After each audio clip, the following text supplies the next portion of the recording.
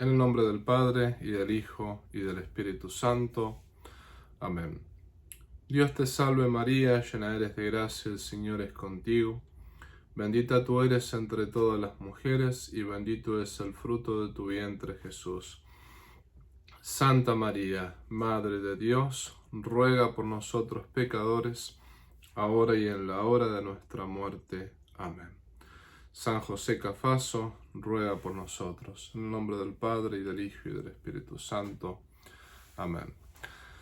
Bueno, queridos estudiantes, justo antes de la Navidad vamos a hacer este video hablando un poquito sobre el pecado mortal.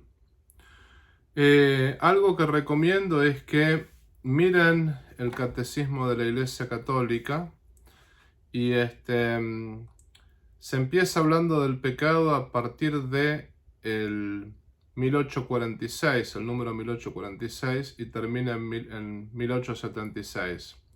Entre el 1846 y 1876 tienen bastante el tema del pecado. Hoy también vamos a usar un poquito ese libro que yo recomendé, que es el libro Revestidos de entrañas de misericordia. Ante todo, lo que hay que decir es que los pecados se definen entre pecado mortal y pecado venial. Esas son las dos definiciones de pecado.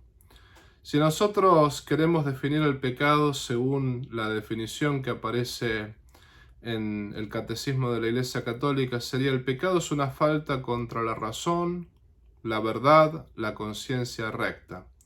Es falta de amor al verdadero Dios y falta para con el prójimo. Podríamos decir, el Catecismo dice que es la causa de un apego perverso a ciertos bienes.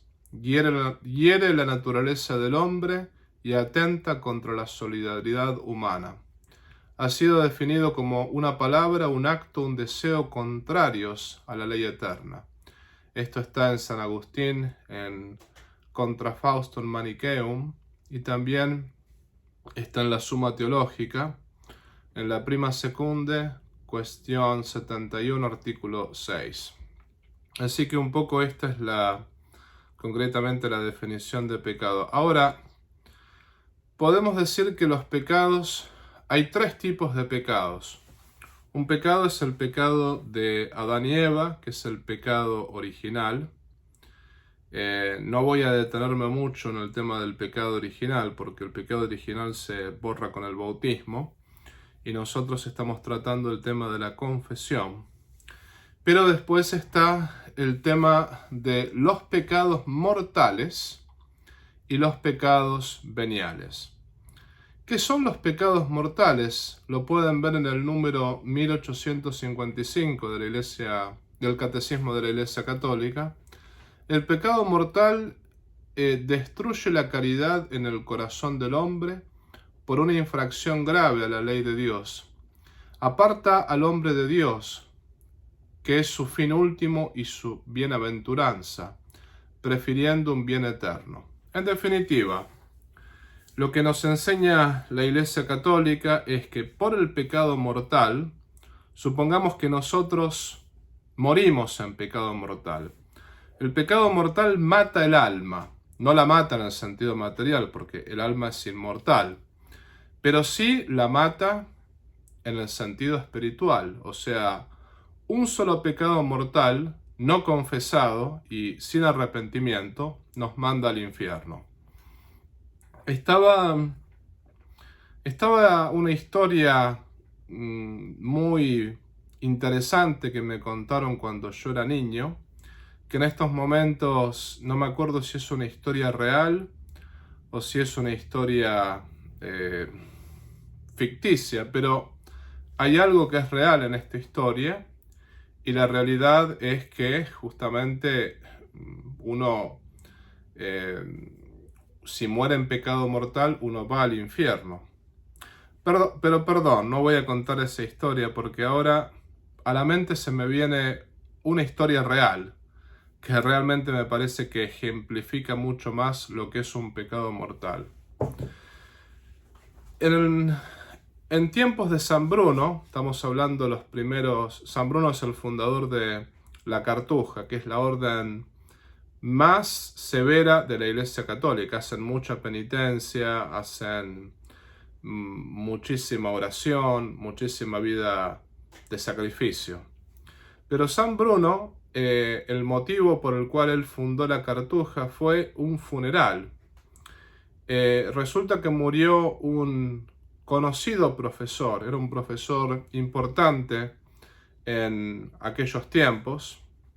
No podríamos decir que era un profesor universitario porque en aquellos tiempos no existía la universidad, pero sí existían las academias. Bueno, la cosa que fue un profesor realmente importante en aquellos tiempos que murió, y en su funeral ya lo daban por santo. Era como que lo habían canonizado en vida, porque creían que era realmente una persona santa, era estimado por todos, todos lo querían, todos lo amaban.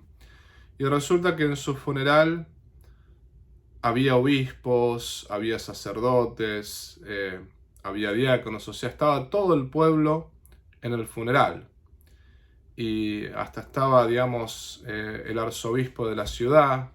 Era un funeral importantísimo. En la liturgia de aquel tiempo, al muerto se le hacía una pregunta, que era una pregunta retórica, que justamente no se esperaba que el muerto vaya a contestar esa pregunta. La pregunta era en latín: ¿cuántas iniquidades has cometido? ¿Cuántos pecados has cometido? Obviamente que era simplemente una pregunta retórica. No se esperaba que el muerto vaya a contestar. Lo que sucedió fue que cuando el celebrante de esa misa le hizo esta pregunta al muerto: ¿cuántas iniquidades has cometido?, el muerto se levanta, o sea, se sienta en el féretro y dice: por justo juicio de Dios estoy siendo juzgado. Y se vuelve a acostar. Entonces quedó un terror en toda la asamblea, estaban todos discutiendo qué hacer, si continuar con el funeral o no. Decidieron no continuar con el funeral, esperar al día siguiente. También ahí los médicos chequearon si estaba muerto realmente o no, y finalmente decidieron que sí, que estaba muerto. Bueno, suspenden el funeral y continúan al otro día. Entonces al otro día el celebrante le vuelve a preguntar al muerto: ¿cuántas iniquidades has cometido? El muerto se vuelve a hincar y dice: por justo juicio de Dios he sido sentenciado. Y más revuelta todavía en todo el pueblo, muchísima revuelta, no sabían qué hacer. Los obispos discutían si seguir el funeral o no. Bueno, suspendieron el funeral por ese día también, hasta el día siguiente. También los médicos chequearon si estaba muerto, efectivamente estaba bien muerto. Al otro día el celebrante vuelve a hacer la misma pregunta. Le pregunta al muerto: ¿cuántas iniquidades has cometido? El muerto se inclina en el féretro y dice: por justo juicio de Dios he sido condenado, no recen más por mí. Entonces el funeral obviamente que se interrumpió y decidieron tirar el cuerpo a un lugar donde era una especie de cloaca, una especie de lugar inmundo, porque obviamente ese cuerpo estaba destinado a la condenación eterna. Ahora, justamente este es un ejemplo de cómo un solo pecado mortal nos puede mandar al infierno. Se pregunta, no se sabe muy bien cuál fue el pecado del profesor, pero cometió efectivamente un pecado mortal del cual no se arrepintió, del cual, digamos, no quiso pedirle perdón a Dios, y por eso se condenó. San Bruno, al ver este ejemplo, le agarró un temor terrible y decidió hacer penitencia, hacer oración, dedicarse a una vida de sacrificio, y fue así que fundó la Cartuja, que justamente la Cartuja tenía todos los cartujos en sus celdas además de toda la estricticidad de su orden y todo lo estrictos que son, o sea, tienen una vida muy ascética, muy mística, pero al mismo tiempo otra de las cosas que los cartujos tienen es una calavera que la tienen enfrente de ellos, y la calavera dice: como tú te ves, yo me vi, como yo me veo, tú te verás. O sea, es un recuerdo de que algún día nos vamos a morir y que el día de la muerte será el día del juicio de Dios. Acá lo que tenemos que tener en cuenta es que un solo pecado mortal me lleva al infierno. Ciertamente, nosotros no tenemos que seguirlo a Dios por miedo. Ya lo dijimos en el video anterior. Dios no quiere que nos vayamos al infierno. Dios quiere que nos vayamos al cielo. Pero hay que tenerlo en cuenta esto. Es decir, hay que tener en cuenta que un solo pecado mortal, si no lo confieso, si no me arrepiento, me lleva al infierno.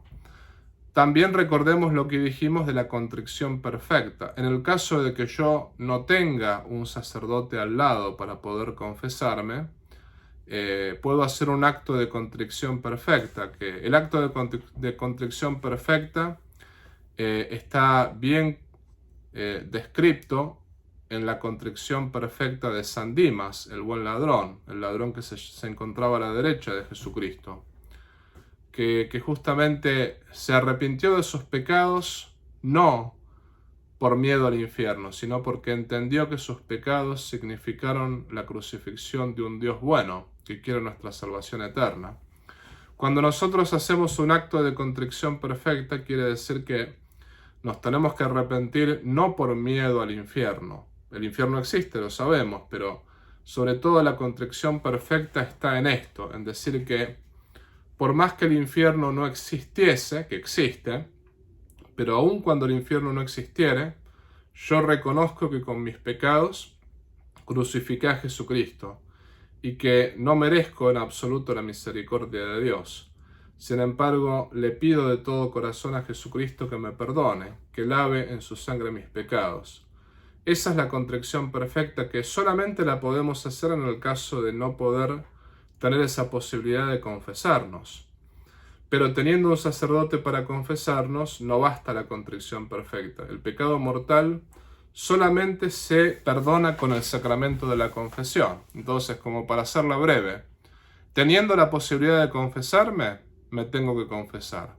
Si no tengo la posibilidad de confesarme por no tener un sacerdote cerca, en ese caso, puedo hacer un acto de contrición perfecta. Pero, pudiendo confesarme, si me pude confesar y no me confesé, el pecado mortal me lleva al infierno. Me tengo que realmente confesar en el caso de tener esa posibilidad. El caso del pecado mortal, para que haya pecado mortal, se tienen que reunir tres condiciones. La primera, la materia grave. O sea, ¿qué significa la materia grave? Por dar un ejemplo, el tema del sexto mandamiento, que es el tema de sexualidad, lo más común, ¿no? Todo pecado contra el sexto mandamiento es materia grave.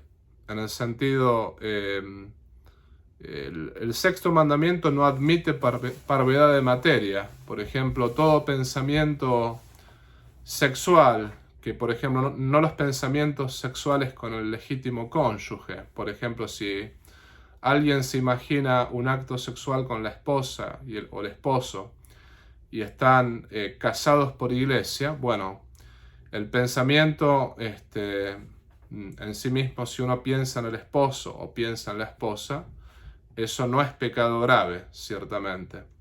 Pero, por ejemplo, si uno piensa en alguien que no es el esposo o en alguien que no es la esposa, digámoslo así, que todo acto sexual o todo pensamiento sexual o toda cuestión de sexualidad fuera del matrimonio es considerada pecado grave. Bueno, el sexto mandamiento, el tema de no cometer adulterio, no admite parvedad de materia.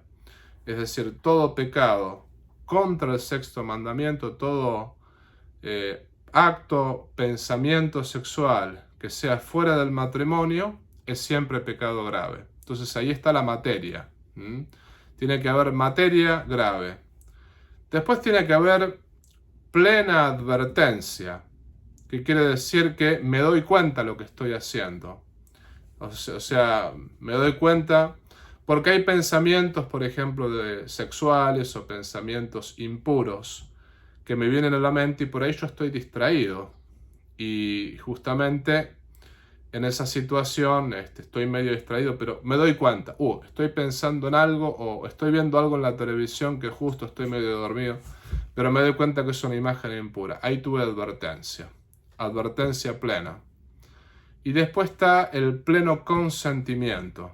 ¿Qué significa el pleno consentimiento? Que yo tengo que aceptar, tengo que decir, sí, quiero hacerlo, voy adelante.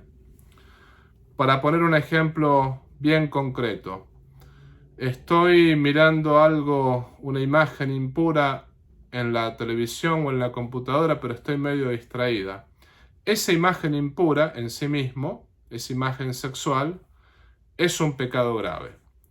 Ahora, después, lo que sucede es que yo estoy medio distraído porque en realidad estoy trabajando, no me doy cuenta de lo que estoy mirando, pero me doy cuenta justo, advertencia. No tengo que mirar esto. Y sin embargo, uno dice, bueno, no lo tengo que mirar, pero me quedo un ratito más, lo miro, consentimiento, pleno consentimiento. Cuando uno ya sigue adelante y dice, bueno, voy a aceptar mirar esta imagen impura, uno no para, ahí ya hay pecado grave. Entonces, esa es un poquito, son las tres condiciones que se tienen que dar para que haya pecado mortal. Materia grave, plena advertencia y pleno consentimiento. Si faltan una de estas tres cosas, no hay pecado grave. Por ejemplo, la persona que mira la computadora en esa imagen impura, se da cuenta y después se agarra y justo se va y dice, bueno, no voy a mirar esto. Hubo materia grave, o sea, la imagen impura, hubo advertencia plena, pero no hubo pleno consentimiento. Lo mismo, por ejemplo, los sueños, lo que sería los sueños eróticos, ¿no? Cuando uno sueña alguna relación sexual fuera del matrimonio, que uno no está consciente. En sí mismo la relación sexual fuera del matrimonio es materia grave, pecado grave.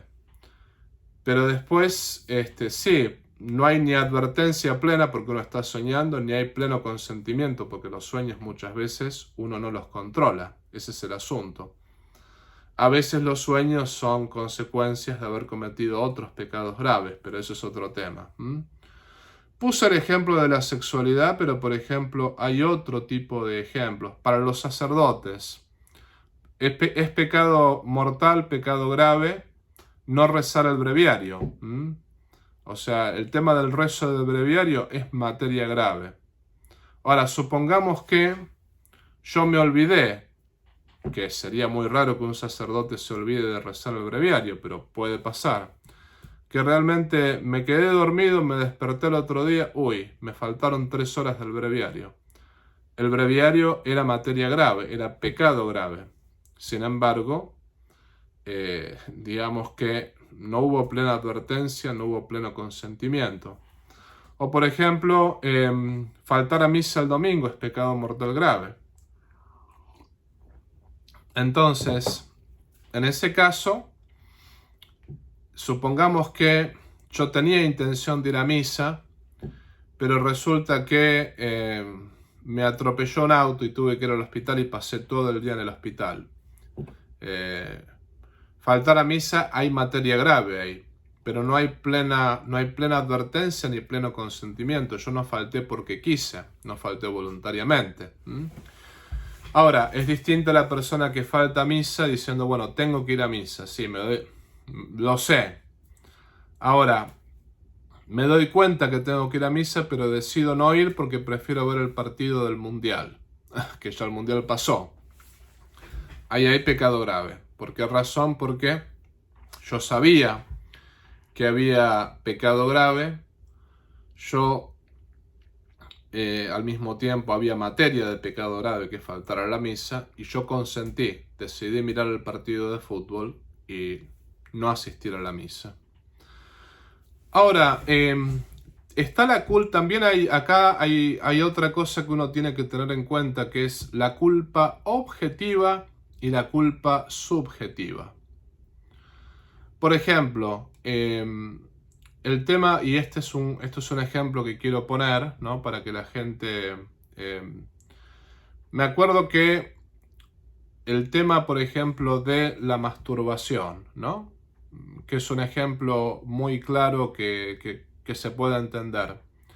Había una persona que me decía, por ejemplo, yo tengo pensamientos sexuales con mi esposo. Yo le dije, bueno, eso no es pecado, el pensamiento no es pecado. Y esta persona me decía, no, pero yo al mismo tiempo cometo un acto impuro, o sea, tengo sexo conmigo mío, que es la masturbación. Tengo sexo conmigo mismo pensando en mi esposo. Entonces ahí le digo, sí, el caso de la masturbación, aunque sea pensando en tu esposo, ahí sí es pecado grave. Y la persona decía, pero yo no lo sabía, yo no tenía ni idea que eso era pecado grave. Entonces le dije, aunque objetivamente cometiste pecado grave, subjetivamente no. O sea, Dios te juzga por la conciencia que tengas. Si para ti eso no era pecado grave, entonces no es pecado grave. O sea, no te tienes que confesar de eso. Pero ahora lo sabes, de ahora en más lo sabes. Entonces de ahora en más, si lo cometes, es pecado grave. Por eso ahí tiene que haber conciencia objetiva, ¿no? En el sentido, yo tengo que saber que este acto concreto, como por ejemplo el acto de masturbación, es pecado grave. No lo sabía, bueno, aunque objetivamente eso es pecado grave, pecado mortal, para mí no fue pecado grave porque yo no lo sabía. A partir de que tengo conciencia de tal cosa, no lo tengo que hacer más.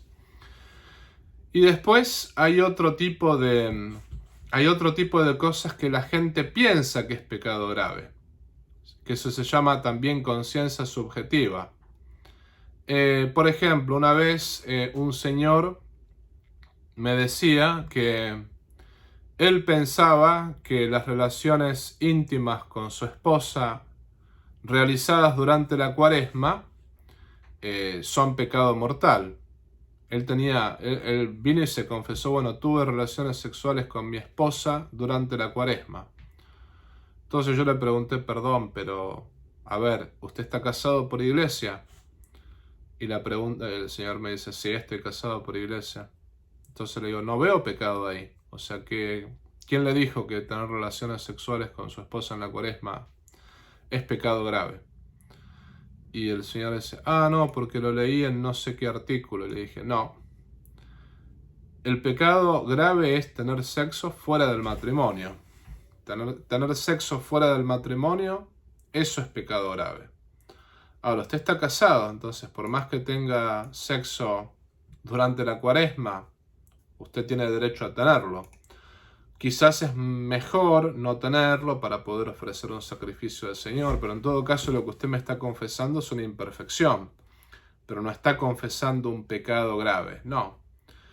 Pero sin embargo le pregunté, pero usted, cuando tenía relaciones con su esposa durante la Cuaresma, ¿usted pensaba que eso era pecado mortal? Y el Señor me dice, sí, yo pensaba que eso era pecado mortal. Bueno, usted cometió pecado mortal, porque aunque objetivamente tener sexo con la esposa en la Cuaresma no es pecado mortal, sin embargo, para usted sí lo es, porque usted pensaba que era pecado y lo hizo lo mismo. O sea, usted aceptó el pecado en su corazón, aunque bueno, ahora le digo, quédese tranquilo, no hay pecado. O sea, de ahora en más, si usted lo hace, no hay pecado mortal en eso. Pero para usted, por la conciencia que usted tenía, aunque objetivamente no era pecado mortal, subjetivamente para usted es pecado mortal simplemente porque usted pensaba que era pecado. Entonces yo ahora le clarifico la conciencia y le digo, esto no es pecado mortal, entonces si tiene sexo con su esposa durante la Cuaresma, no se tiene que confesar de eso. Entendemos cómo es el sistema, es decir, el sistema es el siguiente. Está la culpa objetiva. Objetivamente faltar a la misa es pecado mortal si falto por pereza. si falto porque realmente no quiero ir. Ahora, si no sé que es pecado mortal, bueno, aunque objetivamente es pecado mortal, subjetivamente para mí no lo es, porque yo no tenía conciencia. Y al revés también, o sea, empieza a ser pecado mortal a partir de que tengo conciencia de que faltar a misa el domingo es pecado mortal. Y también sucede al revés, por ejemplo, algo que no es pecado, pero yo pensaba que era pecado mortal. Yo pensaba que era pecado mortal tener sexo con mi esposa durante la cuaresma. Yo pensaba que era pecado mortal comerme un pedazo de carne el día jueves. Yo pensaba que era pecado mortal jugar con mis amigos al fútbol en la esquina. Y no es pecado mortal ninguna de esas cosas. Sin embargo, yo las hice lo mismo, pensando que era pecado mortal. Bueno, aunque objetivamente no es pecado mortal, subjetivamente para mí lo es. Porque en mi corazón yo acepté el pecado. Y a partir de que tengo conciencia de que no es pecado mortal, bueno, lo puedo empezar a hacer. Pero mientras yo piense que es pecado mortal, no lo tengo que hacer porque no tengo que realmente abrazar el pecado en mi corazón, ¿no? Esto es más o menos lo que es la conciencia objetiva y la conciencia subjetiva.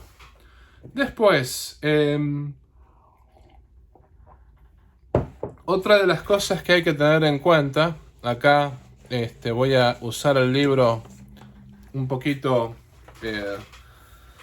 Revestidos de entrañas de misericordia. Dentro de los pecados mortales existen lo que se llama las censuras, que me parece que esto un poquito lo tengo que mencionar porque, por ejemplo, nos podemos confesar con cualquier sacerdote que tenga licencias para confesar.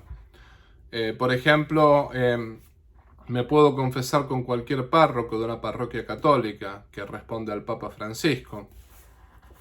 Ahora bien, cuando me voy a confesar, todo sacerdote tiene el poder para absolver mis pecados mortales que no están censurados. Existen pecados mortales que están censurados con la pena de excomunión. Entonces, esto es una de las cosas que uno tiene que tener en cuenta, que hay realmente pecados que están censurados con la pena de excomunión.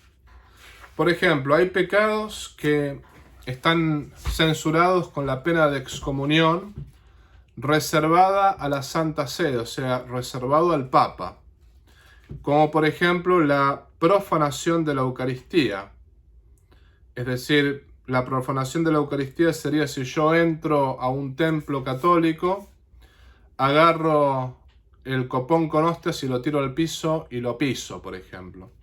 La profanación de la Eucaristía es no solamente un pecado mortal grave, sino que implica la pena de excomunión. Quiere decir que si yo hago eso, no cualquier sacerdote me puede absolver, sino que tiene que ser un sacerdote que tenga la autoridad del Papa para poder absolver los pecados censurados. Por ejemplo, los sacerdotes que confiesan en las basílicas mayores, en San Pedro, San Pablo, los sacerdotes que confiesan en Santa María la Mayor, allá en Roma, ellos tienen todos autorización del Papa para poder absolver los pecados de excomunión reservados a la Santa Sede. Pero, por ejemplo, está la profanación de la Eucaristía. Después está el atentado físico contra el romano pontífice. Por ejemplo, si alguien le pega una piña al Papa o si alguien lo ataca físicamente. Después está la absolución del cómplice contra el sexto mandamiento. Por ejemplo, si un sacerdote tiene relaciones sexuales con alguien y después esa persona le pide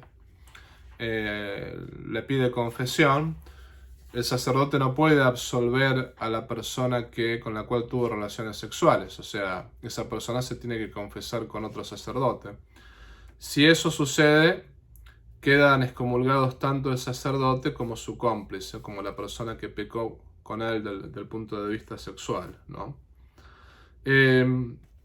Después está la consagración episcopal ilegítima, cuando un obispo consagra a otro obispo sin permiso del Papa. Eso es excomunión reservado a la Santa Sede. Y después está la violación directa del sigilo sacramental, o sea, cuando un sacerdote revela los pecados escuchados en confesión.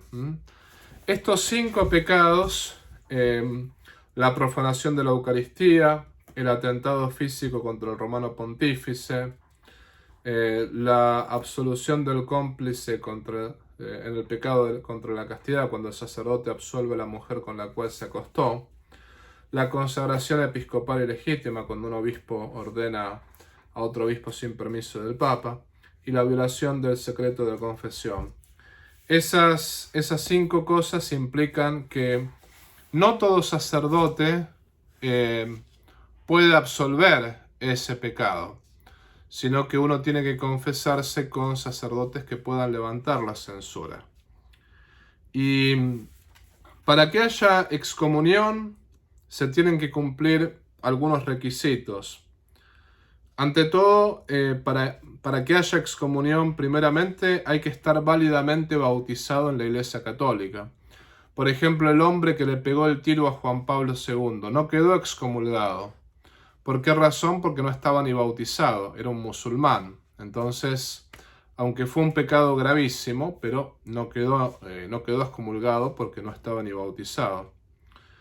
Después el sujeto, por otra parte, además de estar bautizado en la Iglesia Católica, tiene que tener la mayoría de edad penal, es decir, tiene que tener al menos de 16 a 18 años de edad.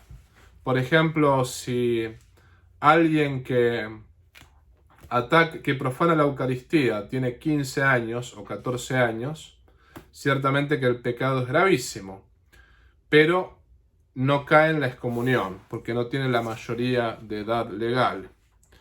Después tiene que haber imputabilidad. Este es el tercer requisito. ¿Qué quiere decir? Que haya realizado el acto con plena conciencia y voluntariedad.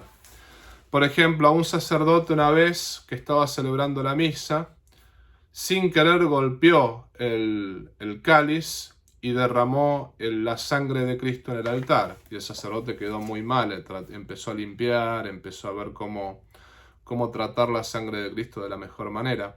No tuvo la intención de derramar la sangre de Cristo. Si lo hubiese hecho a propósito, ahí sí, pero no hubo voluntariedad en ese acto. Entonces, para que haya pecado grave, se tiene que hacer eso a propósito. O sea, se tiene que hacer eso con plena conciencia y voluntariedad, ¿no? Después, la otra es que haya transgredido externamente la ley o precepto, tal como viene descrito por el derecho, y conozca la existencia de la sanción. ¿Esto qué quiere decir? O sea, que haya transgredido externamente la ley o precepto. Supongamos que alguien quiere agredir físicamente al Papa y tiene muchas ganas de agredirlo en su corazón, pero no lo exterioriza. Bueno, cometió pecado en su corazón, pero no lo agrede. En concreto no le pega el golpe, no le pega el tiro, bueno, no lo agrede. En concreto, el pecado no se cometió, ¿no? Ese es el asunto.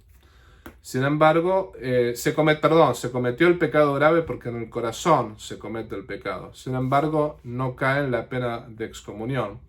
O mejor aún, supongamos que alguien va e intenta pegarle golpes al Papa y los guardias lo paran.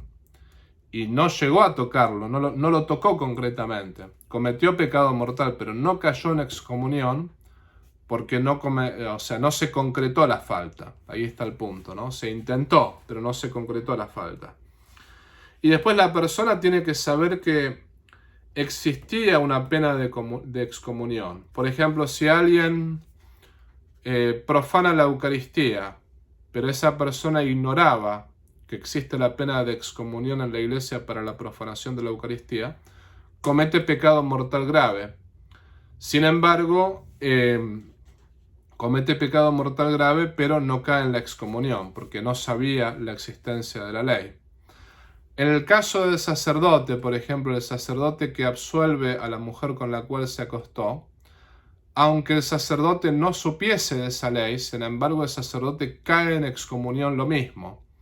¿Por qué razón? Porque por su oficio tiene que conocer la ley. O sea, ahí no puede haber ignorancia. Cuando, por ejemplo, si un sacerdote dijese, bueno, yo no sabía que absolviendo a mi cómplice en el pecado sexual, yo realmente caía en excomunión.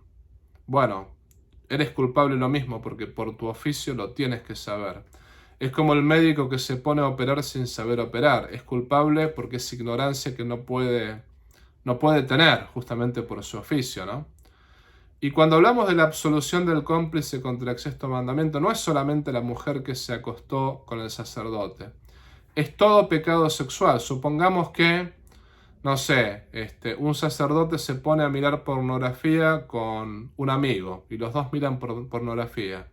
Y el amigo dice, después se siente mal y dice, confesame que no quiero estar en pecado por mucho tiempo. El sacerdote no lo puede confesar porque cometieron un pecado sexual juntos, o sea, no tuvieron relaciones, pero miraron pornografía juntos. Es decir, el sacerdote no puede decir, bueno, yo no sabía acerca de la ley, porque él lo tiene que saber, ¿no? Justamente tiene que haber conocimiento de la existencia de la ley.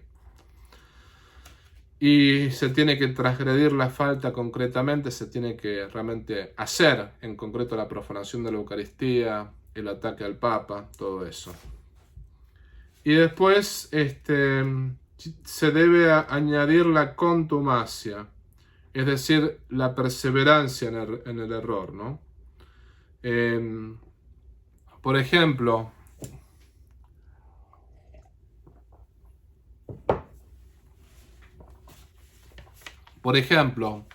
esto lo vamos a ver ahora con el tema del aborto, pero a un político que se le advierte que si sigue defendiendo el aborto públicamente va a caer en excomunión, y el político continúa defendiendo el aborto, después se lo advierte se lo amonesta 1 o 2 veces y finalmente se lo excomulga.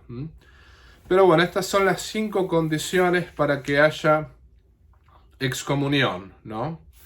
Primero, tiene que la persona estar válidamente bautizada en la Iglesia Católica. A un musulmán no se lo puede excomulgar. Tiene que cumplir la mayoría de edad penal, que es entre 16 y 18 años cumplidos. Tiene que haber imputabilidad, o sea, tiene que ser un acto voluntario, hecha con toda conciencia. Después tiene que haber transgredido la ley externamente, o sea, tiene que haber cometido materialmente la falta, haber tirado al suelo la Eucaristía, haberlas pisado, no haber intentado, sino haberlo hecho concretamente. Tiene que conocer más o menos la existencia de la ley. Y después tiene que haber contumacia también, o sea, que cuando se lo corrige, que continúe tenazmente en el error, ¿no? Que esto no se aplica tanto con los pecados cometidos así contra el sumo pontífice, o sea, más bien dicho, esto no se aplica tanto con los pecados de excomunión reservados a la Santa Sede, también se aplican con ellos, pero sobre todo se aplica, por ejemplo, con pecados como el aborto o ese tipo de cosas, ¿no? Estas mismas condiciones, o sea, recién mencioné los pecados mortales censurados, o sea, con excomunión reservada al Papa. Mencioné esos pecados, dije, bueno, los pecados mortales que están censurados, o sea, estos son pecados mortales censurados con pena de excomunión reservados a la Santa Sede. Mencionamos la profanación de la Eucaristía, el atentado físico contra el romano pontífice, la absolución del cómplice en pecado contra la castidad, la consagración episcopal ilegítima, la violación directa del sigilo sacramental, ¿no? Esos 5 pecados mortales con la pena de excomunión reservadas al Papa, bueno, nombramos las 5 condiciones para caer en ese pecado de excomunión reservados al Papa, que es, como dijimos recién, ¿no? El estar bautizado, la mayoría de edad, la imputabilidad, el haber transgredido la ley, el conocimiento de la ley, la contumacia. Bueno, estas mismas condiciones se van a cumplir para los pecados mortales censurados con la excomunión reservada al obispo. Porque hay pecados mortales censurados que implican excomunión reservado a la Santa Sede, y hay pecados mortales censurados con la pena de excomunión reservada al obispo local del lugar. Esos pecados mortales censurados con la excomunión reservada al obispo y a quienes tengan licencia son, por ejemplo, el pecado de apostasía, el pecado de herejía, el pecado de cisma y el pecado de aborto. Esos 4. También está aquel que, por ejemplo, graba una confesión o cosas por el estilo, ¿no? Y se cumplen para estos 5 pecados censurados con la pena de excomunión reservada al obispo, se cumplen las mismas condiciones que mencioné anteriormente: estar válidamente bautizado, tener mayoría de edad entre 16 y 18 años, imputabilidad, que haya transgredido externamente la ley y que conozca la ley, y también la contumacia.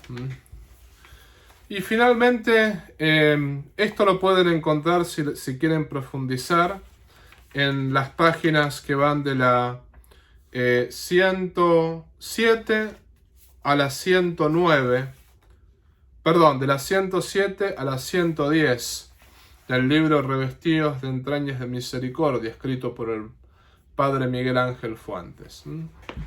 Ahora bien, lo último que tengo que mencionar acá al respecto, que es importante, y esto es más que importante, ¿no? Es que para poder evitar el pecado mortal, si realmente queremos evitar cualquier tipo de pecado mortal, por ejemplo, mencionamos, los pecados contra la pureza, los pecados contra la castidad, mencionamos el tema de los pecados espirituales como el tema de faltar a misa, mencionamos en los sacerdotes el tema del rezo del breviario. También pecados mortales, por ejemplo, son el aborto, cualquier tipo de asesinato. El robar admite parvedad de materia. Por ejemplo, si robo $10 no es lo mismo que si robo $1.000. $1.000 es pecado mortal, $10 ya sería pecado venial. Bueno, pero si quiero evitar el pecado mortal, tengo que tratar de evitar el pecado venial. O sea, si quiero evitar los pecados graves, también tengo que evitar los pecados leves.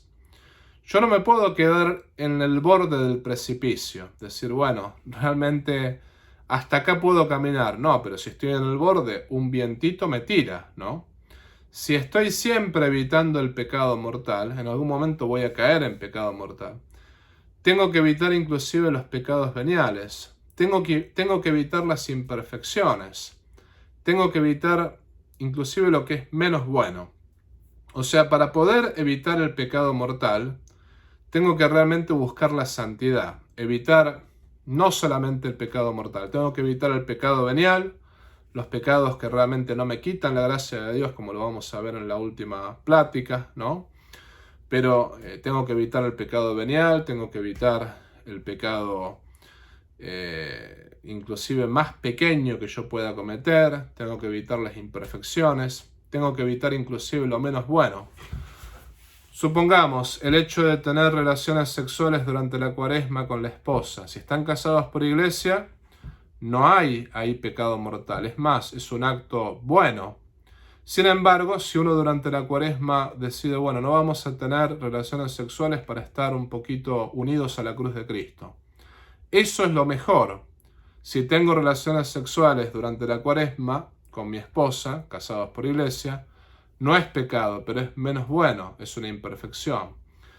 Tengo que evitar esa imperfección, tengo que evitar eso que no es pecado, pero es menos bueno, para realmente poder luchar contra el pecado mortal y poder luchar contra el pecado en general.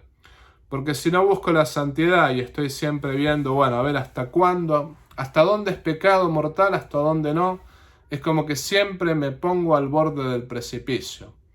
Y si estoy siempre al borde del precipicio, bueno, un pequeño vientito me va a tirar, ¿no?